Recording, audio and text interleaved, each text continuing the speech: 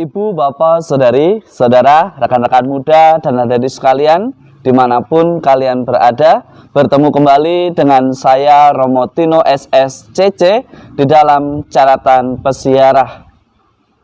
Sakramen baptisan menjadi pintu gerbang keselamatan untuk menerima sakramen yang lain dan untuk mengangkat kita menjadi anak-anak Allah. Tetapi Tuhan meminta untuk menguatkan hati kita agar kita bertumbuh, berkembang di dalam iman dan bukan di dalam nafsu yang menurut pikiran kita semata. Sebelum kita mendengarkan permenungan dari catatan pesiarah, marilah kita membuat tanda kemenangan Kristus. Dalam nama Bapa dan Putera dan Roh Kudus. Amin. Allah Bapa Maha Kudus, kami bersyukur atas rahmat kebangkitan Putramu. Curahkanlah Roh Kudus-Mu atas kami, agar kami mematuhi kehendak-Mu dengan setia dan mengamalkannya dalam hidup yang suci.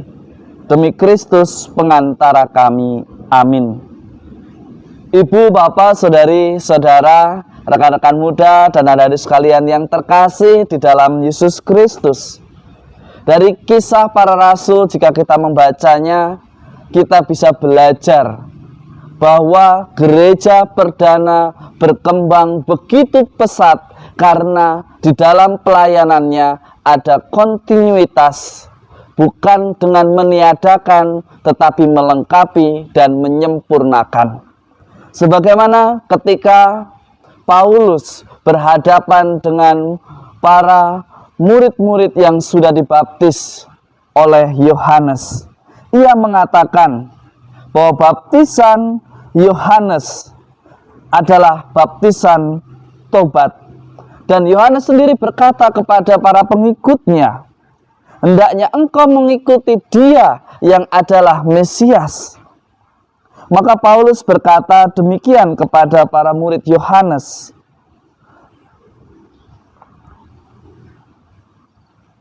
bahwa mereka harus percaya kepada Dia yang datang kemudian daripadanya, yaitu Yesus Kristus.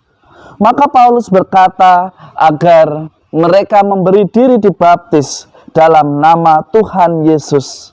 Maka turunlah Roh Kudus atas mereka.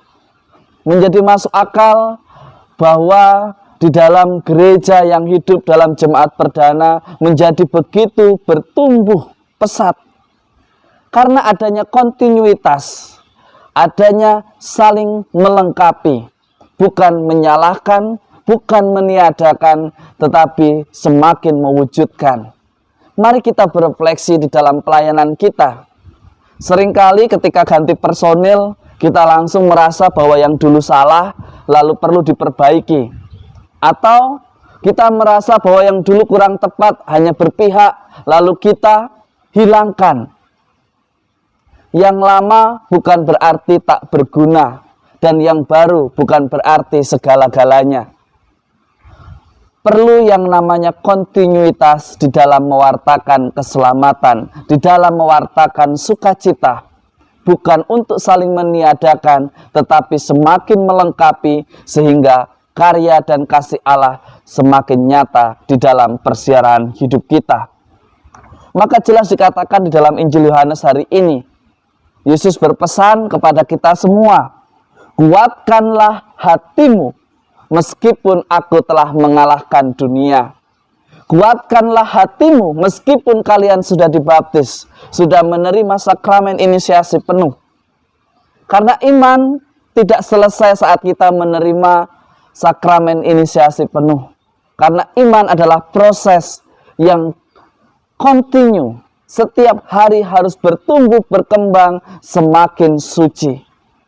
Karena pada dasarnya kita semua, ibu-ibu, bapak-bapak, saudara-saudari, adik-adik, dan semuanya dipanggil untuk menjadi suci, untuk hidup di dalam kesucian.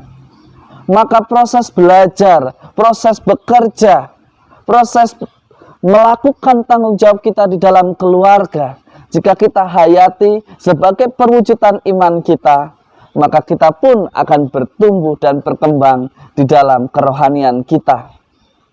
Meskipun Anda, saya, kita semua sudah beriman, apakah kita sudah menerima Roh Kudus di dalam setiap perjalanan hidup kita? Apakah kita sudah menerima bimbingannya untuk selalu hidup di dalam kebenaran? Semoga berkat Tuhan senantiasa melindungi dan memberkati kita di dalam karya hidup kita, Bapa, Putra, dan Roh Kudus. Amin. Ibu, bapak, saudari, saudara, rekan-rekan muda, dan adik-adik sekalian, mengatakan bahwa saya beriman tidaklah cukup. Perlu adanya kontinuitas agar iman kita tumbuh dan berkembang.